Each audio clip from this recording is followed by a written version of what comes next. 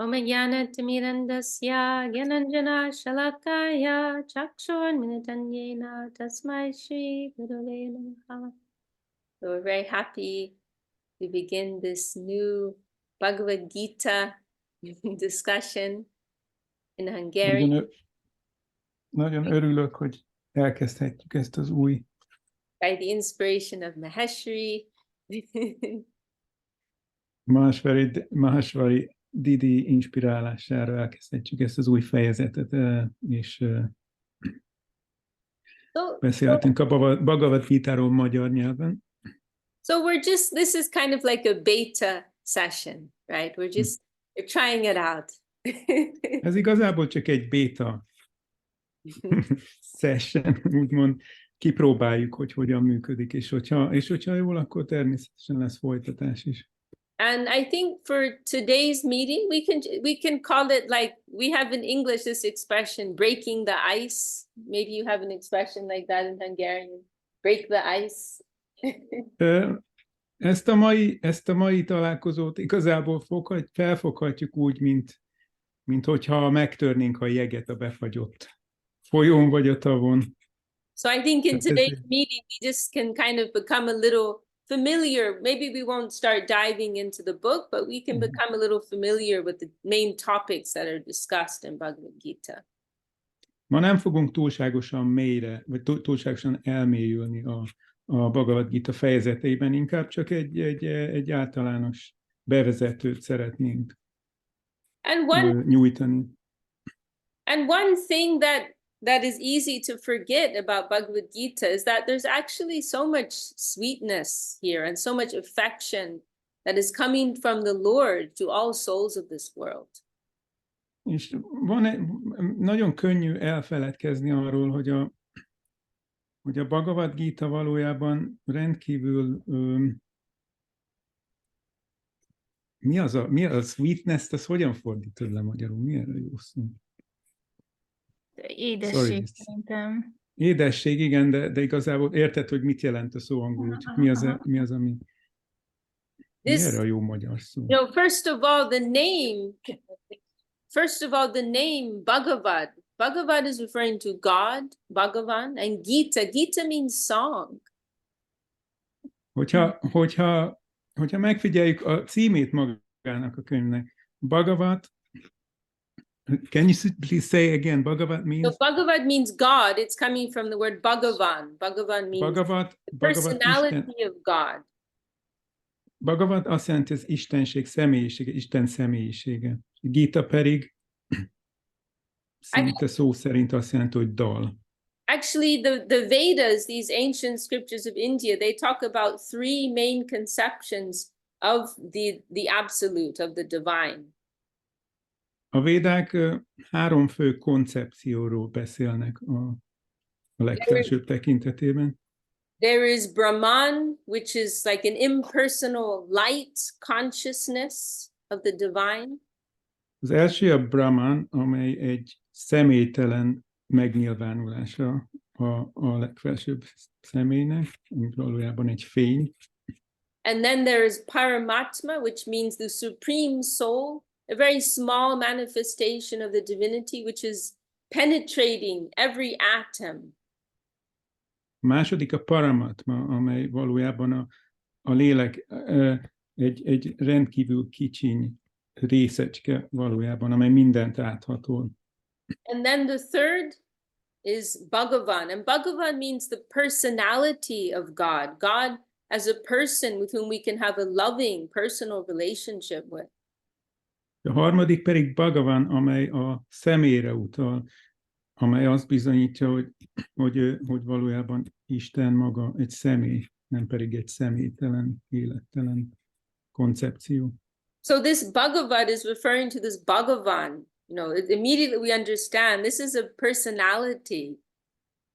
Tehát Bhagavan maga a szó egyértelműen arra utal, hogy itt egy személyről beszélünk. And then Gītā. Gītā means song, right? It's not a lecture, right? It's not a textbook.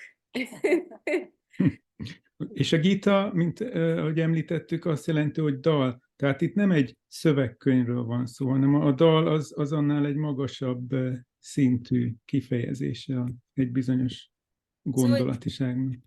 So it means the song of God. How beautiful, how sweet. Leginkább úgy lehetne lefordítani, hogy Isten éneke, ami rendkívül gyönyörű és magas szintű. And then the other point here is that, Krishna is Bhagavan, Krishna is the supreme God.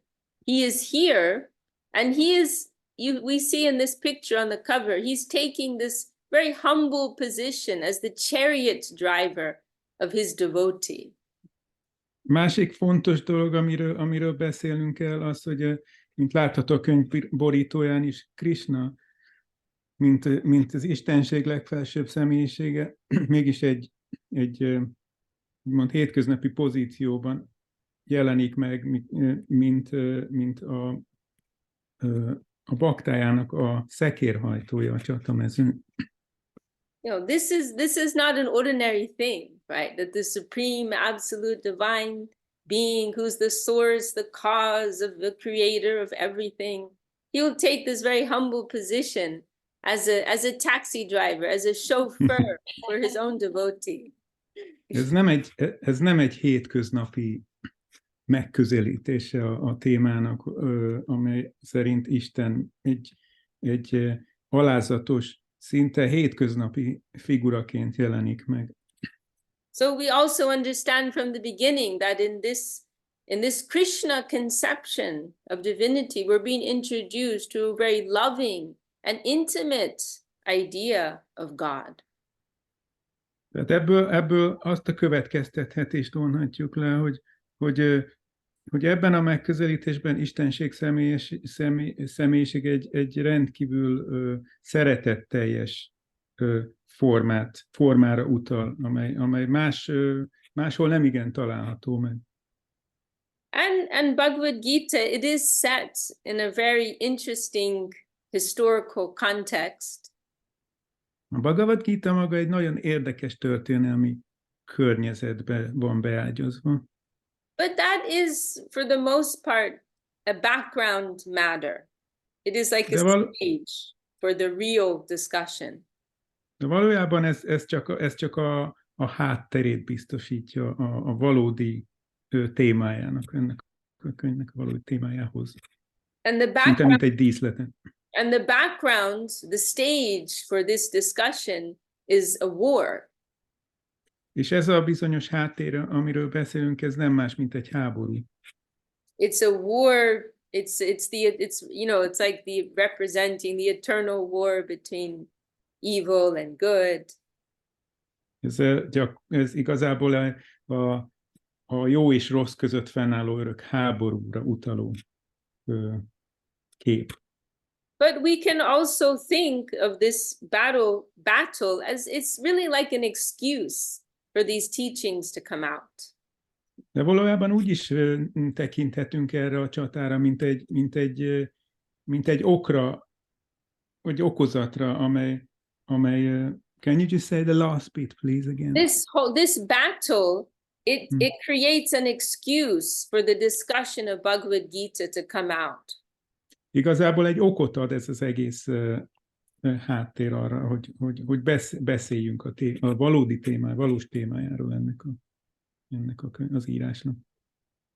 Arjuna is faced with this difficult duty of having to engage in war, which includes many of his relatives and friends. Arjuna egy nagyon nehéz helyzetben találja magát ebben a csatában, amelyben igazából a saját családtagjai ellen kell harcolnia, és a hozzá közel állók, hozzá tartozóik ellen kell harcolnia. And so Arjuna expresses his doubts. Arjuna is the friend of Krishna. He's the warrior. He's the hero. He expresses his doubts to Krishna. Emiatt ő tele van kétségekkel, amelyeket ki is fejezi Krishna felé. And then this gives Krishna an opportunity to speak the message of Bhagavad Gītā. És ezzel nagyszerű lehetőséget ad Krishnának arra, hogy elmesélje a Bhagavad Gītának And so a lényegét. we can look at Bhagavad Gītā within this context, but the message of Bhagavad Gītā is beyond that context. We want to remember that.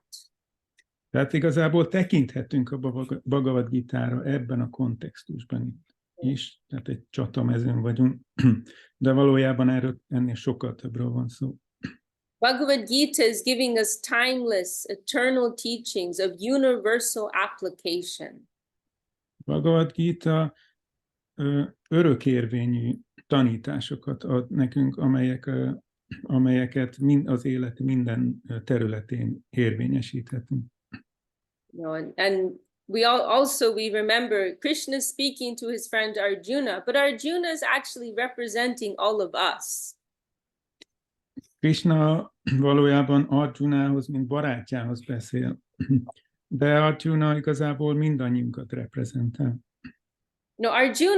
Arjuna is representing someone who's facing a challenge. Arjuna egy olyan valakit reprezentál, aki egy kihívással néz szembe. Arjuna is representing someone at a crossroads.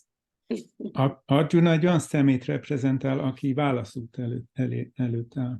Arjuna is representing someone with a difficult decision to make. Vagy esetleg olyas valakit, aki egy nehéz döntés előtt áll. And ultimately, as we go through Bhagavad Gītā, we'll begin to understand that the real battle is the battle within our own selves. Igazából, ahogy jobban elmerülünk a Bhagavad Gītā témájában, rájövünk, hogy ez a csata valójában bennünk zajlik. It is the battle with our own mind. Egy csata a saját elménkkel ellen. One very helpful verse in Bhagavad Gītā is explaining how the mind is sometimes our best friend, sometimes our worst enemy. Ennek a megértéséhez van a Bhagavad Gītában egy vers, amely azt taglalja, hogy az elménk lehet egyben a legnagyobb ellenségünk és a legjobb barátunk is. And Srila Bhakti Rakshak Sridhar Dev Goswami Maharaj, he's one of our principal gurus. He has extracted as one of the main teachings of Bhagavad Gītā this point, that our real need is to adjust ourselves, not the environment. Sridhar Maharaj, aki az egyik legfontosabb lelki tanítómesterünk, ezt úgy magyarázta. Can you please repeat the last piece? That one of the main teachings that our Guru Srila Sridhar Maharaj has extracted from Bhagavad Gītā is this point, to try to learn how to adjust ourselves and not the environment. Tehát ő arra helyezte a hangsúlyt, hogy a legfontosabb dolog az, hogy hogyan viszonyuljunk, mi a helyzet, ez ne pedig a környezetet okoljuk a nehézségekért, hanem hogyan változtassuk magunkat meg úgy, hogy tudjunk úgymond egy szinten, egy hullámhosszan létezni a környezettel. Through Bhagavad Gītā, we learn that through a shift in our consciousness, through a shift in our perception, we will have a radically different experience of the environment. A Bhagavad Gītā arra tanít minket, hogy a tudatunk gyökeres megváltoztatásával el tudjuk fogadni a minket körülvevő világot, ahelyett, hogy okolnánk azt a nehézségeket. Bhagavad Gītā is giving us perspective. A Bhagavad Gītā perspektívát nyújt nekünk. This is our greatest need, a shift in perspective. És ez az, amire leginkább szükségünk van, a tudatunk teljes megváltoztatása. We all experience as we go through our lives day by day. We may experience and do the same things each day, but depending on our mood, depending on our emotional state, we'll have a completely different experience. Ezt megfigyelhetjük a mindennapi életünkben, ahogy ugyanazok a történések különböző hatásokat válthatnak ki belőlünk, akár egy napon belül is, tehát teljesen másképp fogjuk fel ugyanazokat a történéseket a hangulatunktól függően. So Bhagavad Gita is teaching us how can we make that shift in perspective so that we can have the most lasting and fulfilling type of joy in our lives.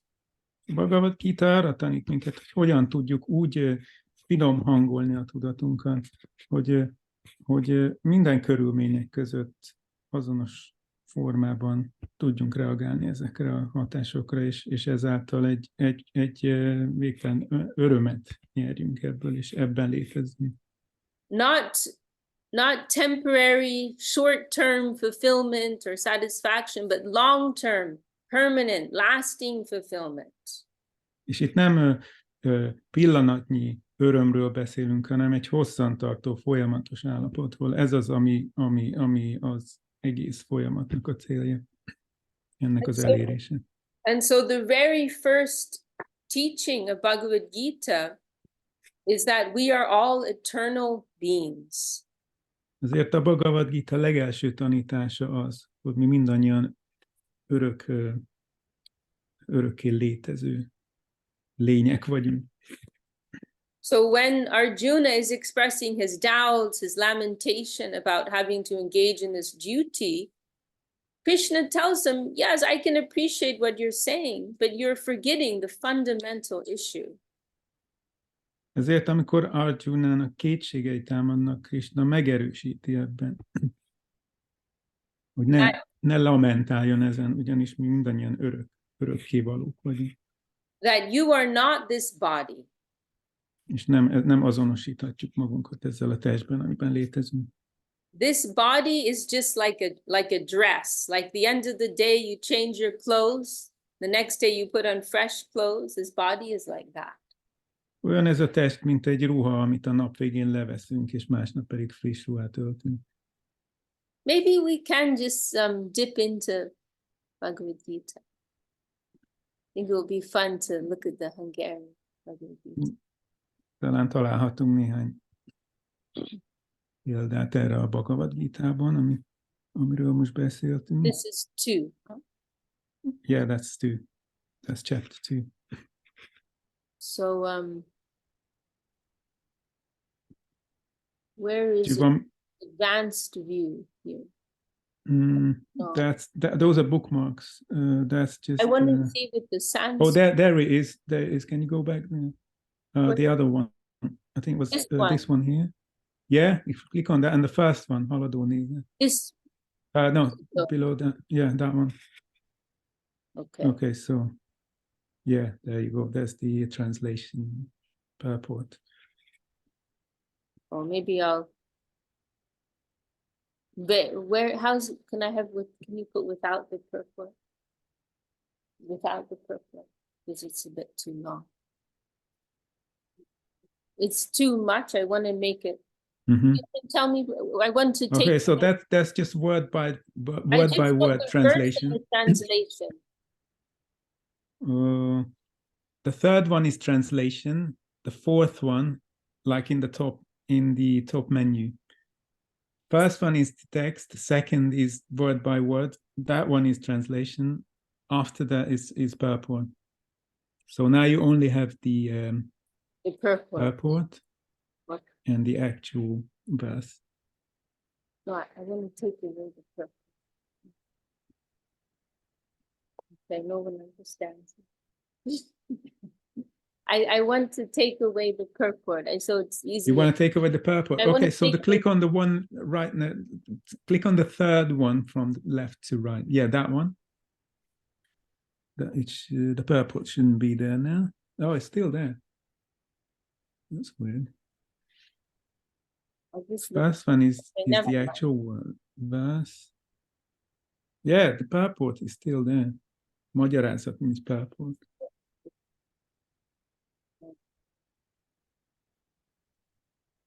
I'm not sure why. So this is one now I don't have the translation.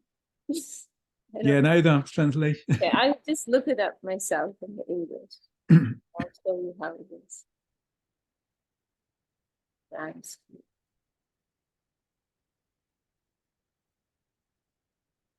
Yeah, Okay, go. passport Here. translation. So you don't need the purport. Yeah, that one. Okay, so now you only have the verse and the translation. Yeah, that's what I want. Okay.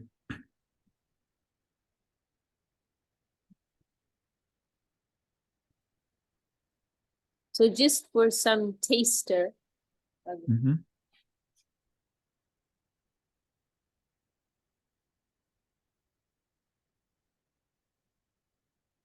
So this is a very nice verse. This is describing this change in dress.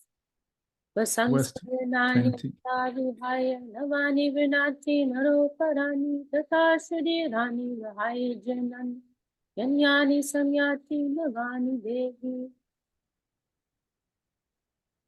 Shall I read the Hungarian? Please. Okay. Tehát ez a 22. vers az első fejezetben. Ahogy az ember elveti elnyűjt ruháit, és újakat ölt magára, úgy válik meg a lélek is az öreg és hasznavehetetlen testektől, hogy újakat fogadjon el helyükbe. And this is another very nice verse. Ez pedig egy másik nagyon szép.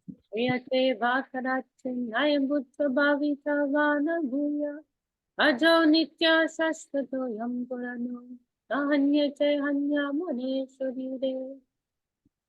A lélek nem ismer sem születést, sem halált.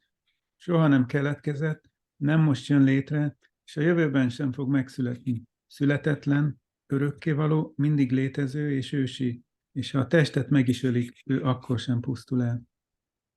So this is a very important fundamental point for everyone to consider today. Ez egy nagyon-nagyon fontos és alapvető pont, amit mindenkinek figyelembe kell venni, főleg a mai világban. We have to consider the premise of everything that we're doing. Why am I doing this? For what purpose? And what is the long-term results?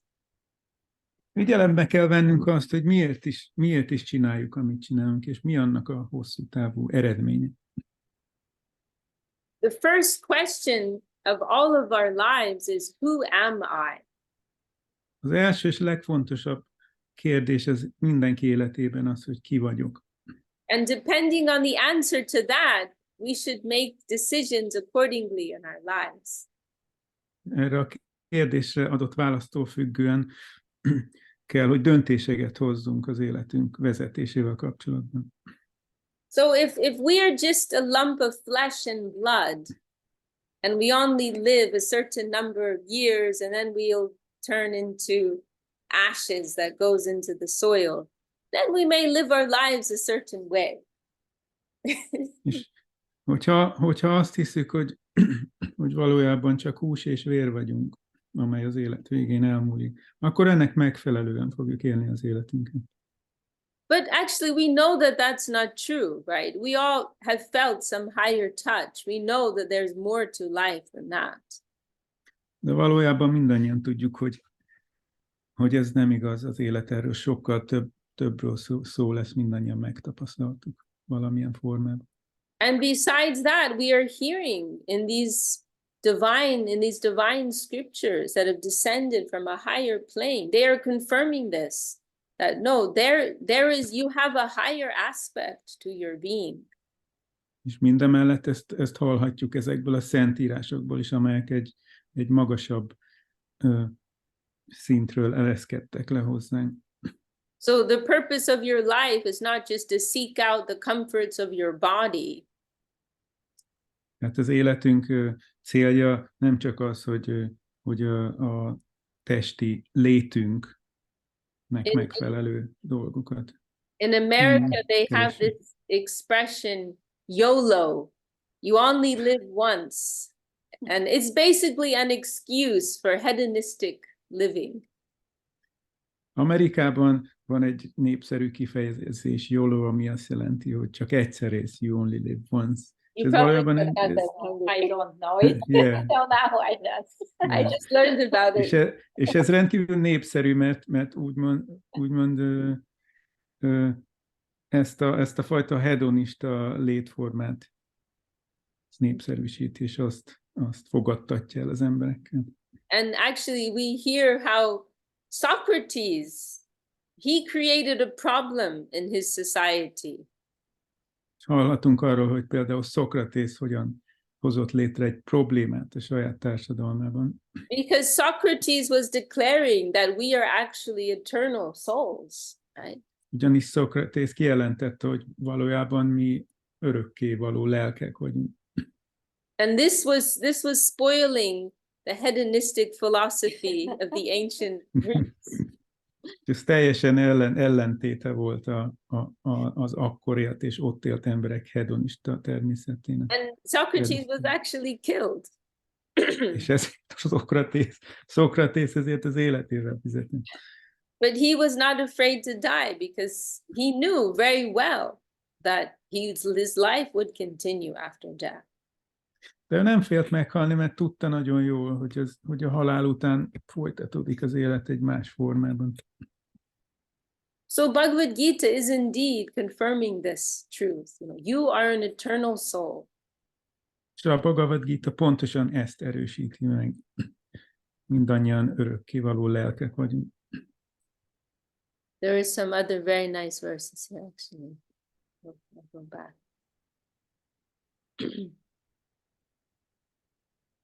Natvevaham jatunasam natvam neme janadipaha nachaiva na bhavishamaha sarvevayamata param. Maybe Nem volt... Sorry. Yeah, go on. Nem volt olyan idő, amikor én nem léteztem, és öröktől fogva vagy te, és ezek a királyok is a jövőben sem fognak megszűnni életünk. Nem, nekem olyan furcsa. Nem volt olyan idő, amikor én nem léteztem, és öröktől fogva vagy te, és ezek a királyok is a jövőben sem fognak megszűnni, élni. Kicsit itt olyan furcsa, ugye? Te is úgy látod. A jövőben sem fog megszűnni életünk. Életünk. Igen, az el van írva. There's a typo in it. But yeah, we get the point. not so clear. It was, Yeah. It's just, there's a typo in the last word. Oh, Yeah. That's all. not helpful. But doesn't really change the meaning of it. Oh, I see. Okay. Dehinosmin yatha dehe kaumaram jovanam jara tata dehantara prakti didastatra namuyati. Amint a megtestesült lélek állandóan vándorol ebben a testben, a gyermekkortól a serdülőkoron át az öregkorig, a halál pillanatában is egy másik testbe költözik. A józan embert azonban nem téveszti meg az efféle változás. So, as I mentioned, right, this is the first question. Who am I? Ahogyan említettem, ez a legelső kérdés. Ki vagyok én? And then we can make important life decisions after we understand that point. Miután ezt megértettük, hozhatunk fontos döntéseket, amelyek kiadnak az életünkre. Sridhar Maharaj, he makes this point that in this world, everyone is very busy in treatment, but as yet there has not been any diagnosis. Sridhar Maharaj hangsúlyozta, hogy ebben az életben mindenki rendkívül el van foglalva a probléma kezelésével, de valójában a diagnózissal nincsenek tisztában. So everyone in this world, they are driven by this need for inner fulfillment. Right? Mindenkit ez visz előre az életben, hogy egy belső megelégedettséget találjunk. Ezt keresi mindenki. But without understanding the nature of the true self, we cannot find a lasting solution to that need. De hogyan találhatunk egy tartós megoldást erre a problémára, anélkül, hogy megértenénk valójában a lélek természetét? So Bhagavad Gītā is beginning with this fundamental understanding. You are an eternal spiritual being. Ezért a Bhagavad Gītā az elején leszögezi, hogy And according to your karma, you have acquired a particular body, particular nature, you have particular duties in the world. A karmától függően, előző életeinkben végrehajtott cselekedeteinktől függően nyerjük el a jelen életünkben megkapott testet, a dolgokat, amik történnek velünk, és a többi. So in gist, everyone in this world, we have these two main layers, two basic layers to our existence. Igazából mindannyiunk életében két külön réteg van, amellyel a létezésünket definiálni lehet. There is the intrinsic, eternal, spiritual soul self. Először van a lelki sík, amely mindenkiben megvan.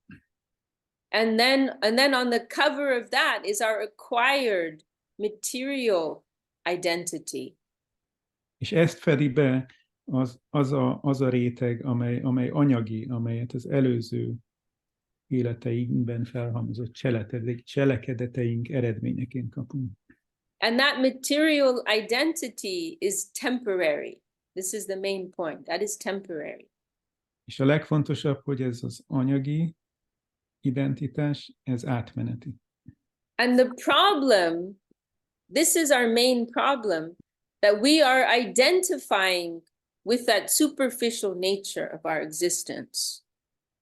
Fő probléma mindannyiunk életében az, hogy ezzel az átmeneti, felszínes réteggel azonosulunk az életünkben. Although we are eternal beings, we're not feeling that at present. Valójában örökké való lények vagyunk, örökké létezünk, de ezt nem érezzük, mivel be van fedve ez a réteg a létünkben. And furthermore, what is the nature of that soul? It is described in the Vedas. Továbbá mi a természete ennek a léleknek, amelyet jelen pillanatban nem láthatunk. Erről szintén beszél a Bhagavad Gītā.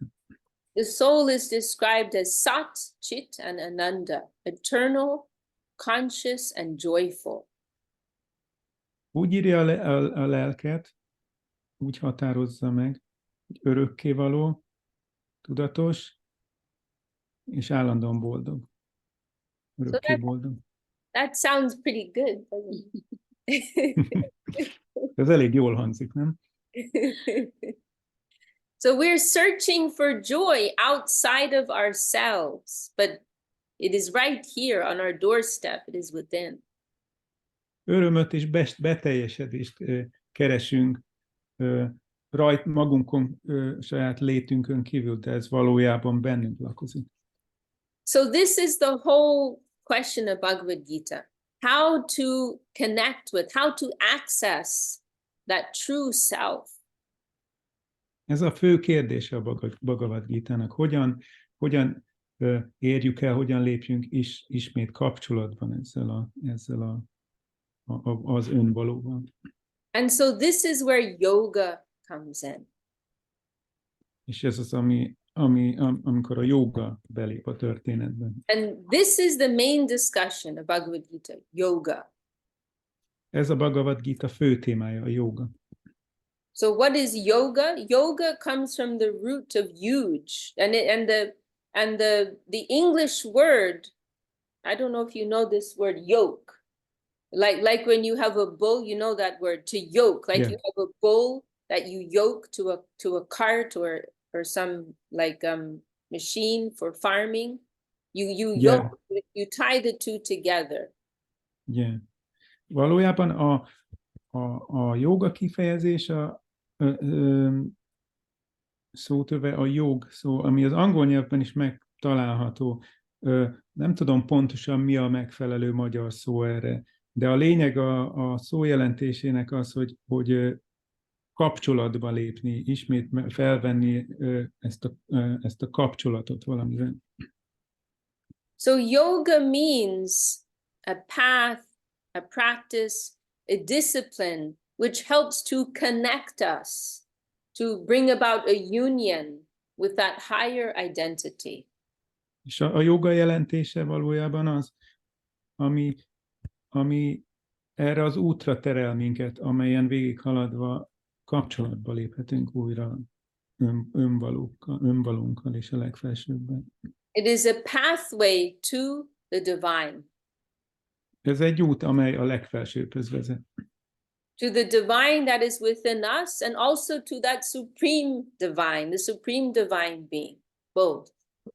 A legfelsőbbhöz, ami bennünk létezik, és szintén a legfelsőbb személyhez.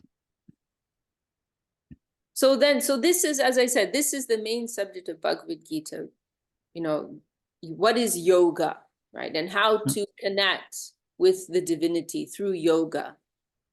Amit említettem, ez a legfontosabb témája a Bhagavad Gítának. Mi a joga, és hogyan teremtsük meg a kapcsolatot a legfelsőbben. But then Bhagavad Gita also discusses different types of yogas. A Bhagavad Gītā beszél többfajta jogáról. Különböző típusú jogákról. Different pathways, different disciplines, which will help us achieve this union with the divine. Különböző utak, különböző gyakorlatok, amelyek segítenek a legfelsőbb elérésében. Then another interesting explanation of yoga is also given in Bhagavad Gita. És van egy másik nagyon érdekes magyarázata a jogának, amelyről szintén beszél ez a könyv. Yoga is described as being this state of equanimity in the midst of all the bewildering duality of this world. Can you describe the word equanimity? Equanimity means like a state of, do you know that word equanimity? Equanimity means like an evenness, a calm, like even, balance. Balance, yeah. Equal, being equal. Yeah, okay, I got it. No, okay, and can you now repeat what you've just said? Yeah, yoga is also described as being a state of, what's a synonym for equanimity? Balance is a good word. Yeah, balance is okay. It's okay. Equipoise. You know the word equipoise? Yeah. Okay. Okay, got it. Yeah, state of equipoise in the midst of the duality of this world. De a Bhagavad Gītā igazából rávezet minket arra, hogy mi az az egyenlőség, vagy egyensúly, amelyet megtalálhatunk ebben a világban, ami különböző zavaró tényezőkkel vesz minket körbe, és befolyásolja a tudatunkat. Because another point is that Bhagavad Gita explains in a very scientific and systematic way what is the nature of these different mundane aspects of our existence, the temporary aspects of our existence. A Bhagavad Gītā ugyanakkor tudományos pontossággal elmagyarázza, hogy mik a különböző aspektusai ennek a létezésnek, létformának. Bhagavad Gita helps us to recognize the different superficial aspects of our existence. Segít minket abban, hogy felismerjük a különböző felszínes aspektusait a létezésünknek. So there are the objects on the most superficial plane. There are the objects of the senses, right? The plane of matter, which we are engaging with. A legfelszínesebb megközelítésben van ugye az anyag, amivel azonosítjuk magunkat. Then there are senses, which are interacting, engaging with those objects of the senses. Aztán vannak az érzékek, amelyek kontaktusba lépnek ezekkel az érzékekkel. Then there is the mind.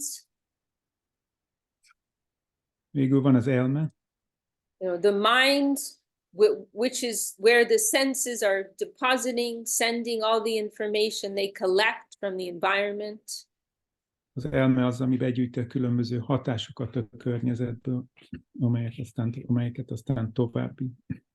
And that mind is very much engaged with the plane of duality, like, dislike, friends, enemies. És ez az elme, ez kettősségben létezik. Barát, ellenség, és a többi rengeteg példát felhozhatunk erre.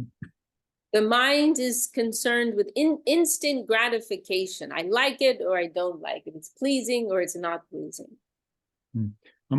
Az elme az azonnali visszajelzésre szorul, azonnali visszahatásra, rögtön abban a pillanatban tudni akarja, hogy kedvező számára az a dolog, amit tapasztal, vagy nem. Then there is the plane of the intellect, which has the power of discernment, discrimination. Felett áll az intellektus, amely képes arra, hogy disztingválni tudjon bizonyos dolgok között, különbséget tenni. And then the most subtle of these material layers is the ego. That is called ahankara in Sanskrit. A legfinomabb, legfelsőbb réteg pedig az ego. And so when we learn about these different layers of our material existence, it helps us to recognize who we really are, right? Oh, this is my mind. Oh, this is my ego. This is my intellect. And it's helping us to connect with the plane of soul. Amikor tanulmányozunk ezeket a különböző rétegeit a létezésünknek, hozzásegít minket ahhoz, hogy megértsük, hogy valójában kik is vagyunk, és ezáltal létre tudjuk hozni azt a kontaktust, amiről korábban beszéltünk. Bhagavad Gītā is also advising us to tolerate all of the different incidents on the surface plane. Tolerate all these superficial happenings and connect with the deeper plane of soul, of Atma. A Bhagavad Gītā tanácsol minket arra, hogy ne vegyük túlságosan figyelembe a minket körülvévő zavaró tényezőket, ne az legyen a fókusz a létünknek. So then maybe just in these last few minutes, we can also just have a short overview of the different types of yoga that are described in Bhagavad Gītā. Mivel hogy a beszélgetésünk végéhez közeledünk, talán átvehetjük egy pár szóval, amikről eddig beszéltünk. Ezek a fő pontok, amikről a Bhagavad Gītā beszél. So the first type of yoga that is described is very, very easy to understand. Maybe not so easy to practice, but it is very easy to understand. Az első típusú jóga, amelyről beszél a Bhagavad Gītā, ezt nagyon könnyű megérteni, talán nem annyira könnyű gyakorolni. It is also very easy for anyone to appreciate the value of it. Even if they are an atheist, they can appreciate this yoga and appreciate the value of trying to practice it. Ez szintén nagyon könnyű értékelni, ez bárki értékelheti, és nagyot tarthatja, még akkor is, hogyha nem gyakorolja.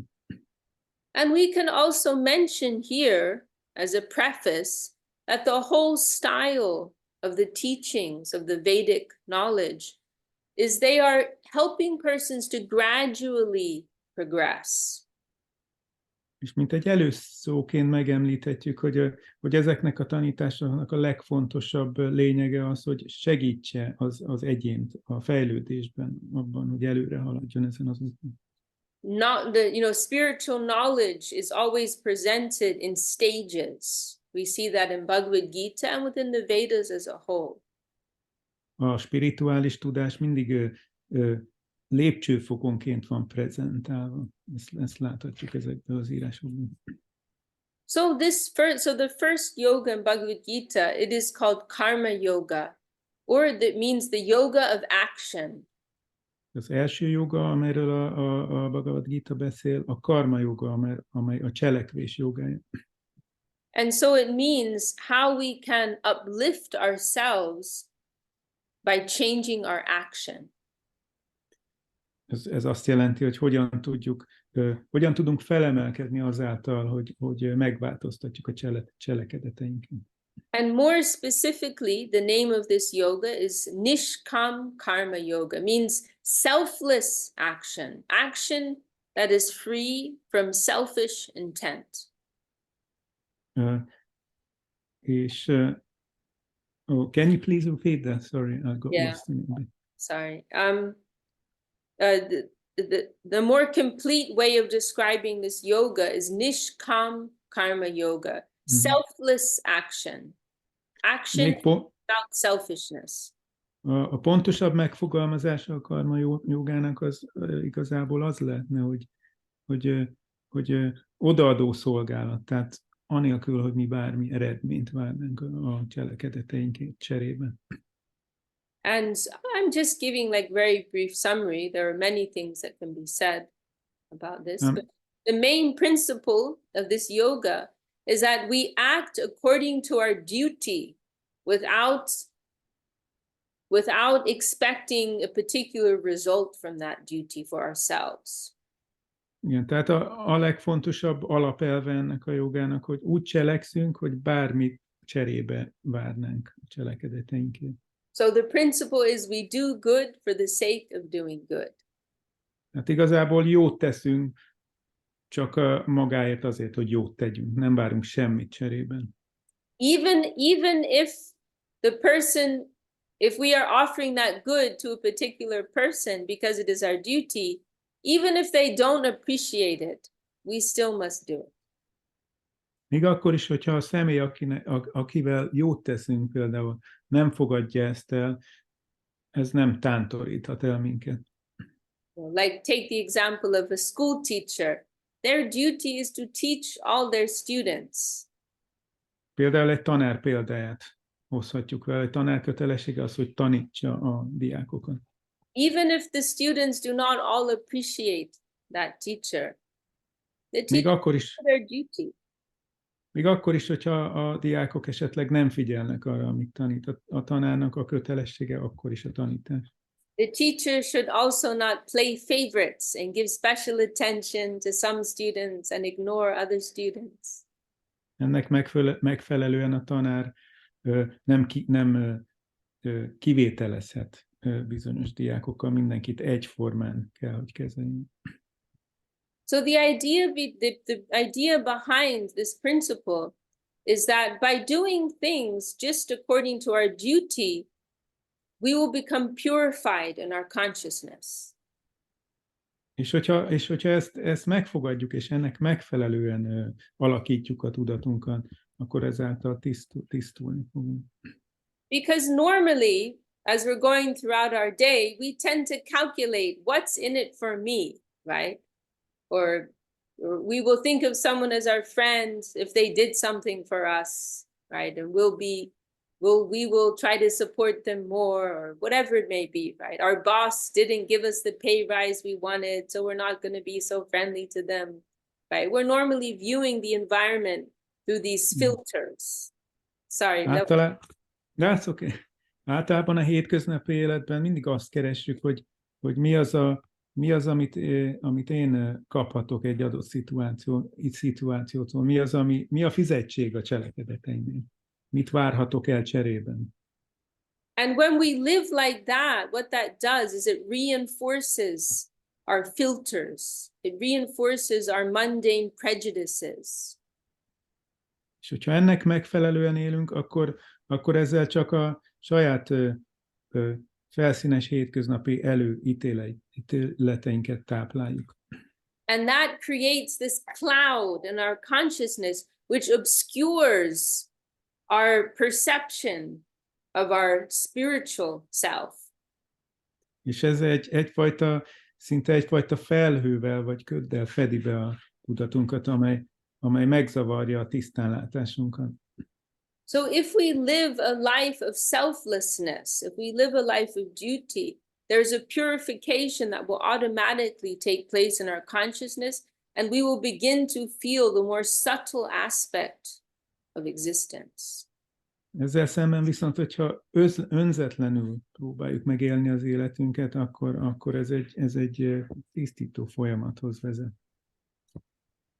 So this is the first yoga, very accessible yoga, which anyone can try to practice, and anyone can feel the results of that practice. Ez tehát a legelső joga, amelyhez bárki hozzáférhet, és bárki érezheti ennek a pozitív hatásait. Then the second yoga that is described is jnana yoga. That means the yoga of knowledge. A második joga pedig a gyána joga, ami azt jelenti, hogy a tudás jogája. And the idea there is that once someone has begun to experience, oh, I am a spirit, I am a soul, then they will cultivate their knowledge and understanding of that. Ahogyan megtapasztalja valaki azt, hogy egy lélek és nem pedig a test, akkor azon fog dolgozni, hogy fejlessze ezt a felismerést. They will try to understand in a deeper way, what is the nature of this temporary mundane world? What is the nature of the soul? Próbálja majd mélyebben megérteni, hogy mi is a természete ennek az átmeneti hétköznapi világnak, és mi a léleknek a valódi természete. What are all the different material energies which affect me day by day in my life? Mik ezek a különböző anyagi energiák, amelyek hatással vannak rám nap, mint nap. And these are all things which are explained in a lot of detail in Bhagavad Gītā. És ezek a dolgok rendkívül részletesen el vannak mesélve, el vannak beszélve a Bhagavad Gītában. Then as an extension of that jnana yoga is Ashtanga yoga, right? And that's where there's this physical practice of different asanas, different postures. Ennek mint egy meghosszabbítás az Ashtanga joga, amely a fizikai gyakorlata jogának, a különböző joga helyzetek, és a többi, amit láthatunk a mindennapi életben is, nagyon népszerű. And the goal of these practices is to achieve control of the mind and the senses. A célja ezeknek a gyakorlatoknak az, hogy kontrollálni tudjuk az elmét és az érzékeket. And ultimately to achieve a state of what is called samadhi, a state of deep spiritual trance. És alapvetően az, hogy elérjük az úgynevezett szamádit, amely egy mély spirituális állapot. And within that trance, one will have vision of the supreme soul. És ebből az állapotból, ebből a transz állapotból megpillanthatjuk a lelket. And then the next type of yoga, and this is where our interest really lies, is in what is called bhakti yoga, the yoga of devotion. És a következő típusú joga, amely számunkra a legérdekesebb, az pedig a bhakti yoga, ami azt jelenti, hogy az odaadás jogája. And bhakti yoga is a very curious practice. A bhakti yoga ez egy nagyon érdekes gyakorlat. I mean curious in the sense of a little odd, a little unexpected. I don't know how to translate. Az érdekeset úgy értem, hogy egy kicsit más, mint a többi, egy kicsit váratlan. Yeah, peculiar. That's a good word. Bhakti yoga has this peculiar characteristic of being very simple, but also the most fulfilling and the most joyful. A bhakti jogának van ez a különleges tulajdonsága, hogy rendkívül egyszerű. It's really simple, and at the same time, what were you saying? It is the most simple, but it is also the most fulfilling, the most joyful, the most profound. Tehát van ez a különleges tulajdonsága, hogy rendkívül egyszerű, de ugyanakkor a legmagasabb szintű megelégedettséget nyújthatja. It is also described as the supreme yoga, the king of all other yogas, the king of all yogas.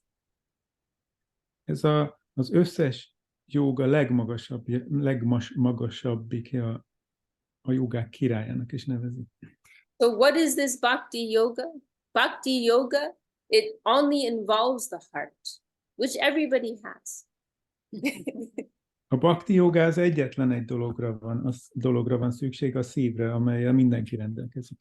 All of the other yogas, they require some special, discipline or mental power or physical power. Az összes többi jogának szüksége van bizonyos fizikai vagy lelki tulajdonságokra. So the idea in bhakti yoga is that we give our heart, we give the core of our existence to the highest divinity, to Krishna. And by that, as a byproduct, as a side effect, everything else will come. A bhakti joga csak annyit kér tőlünk, hogy adjunk a szívünket a legfelsőbbnek, Krishnának, és mint egy mellékhatásként jelentkezik minden más. One analogy is given elsewhere in the scriptures of watering the root of a tree. If you water the root of the tree, the whole tree is nourished. A Szentírásokban van ez a nagyon könnyen érthető hasonlat, miszerint, hogyha öntözzük egy fa gyökerét, akkor a fa növekedésnek indul. And so in the same way, if we can approach the center of existence and offer our heart to the very roots of existence, then everything else will come behind that. Ennek megfelelően, hogyha a létünk gyökerét közelítjük meg, akkor minden automatikusan ezt követni fogja, minden más meg fog jelenni, amit keresünk. We will naturally become detached from everything of this world. We will naturally realize our nature as spirit souls. És mint egy természetes folyamatként lemondunk az anyagi világ által nyújtott dolgokról, és ezáltal megtaláljuk önmagunkat. And we will also, most importantly, fulfill the greatest need of our hearts. We will be happy. És legfőképpen ezáltal betöltjük a szívünk legfontosabb szükségletünk. So there's one beautiful verse of Krishna's in Bhagavad Gītā, Manmana bhava madbhakto madhyaji mam namaskuru mama vaishashi satyam te pratijane priyosine. Krishna is saying, almost in a shameless way, he's saying, think of me, love me, remember me, serve me. And I promise you, you will come to me. I promise you this because you are dear to me. He's saying to his devotees. Ez a gyönyörű vers a Bhagavad Gītában, amelyben Krishna szinte szégyentelenül állítja magáról,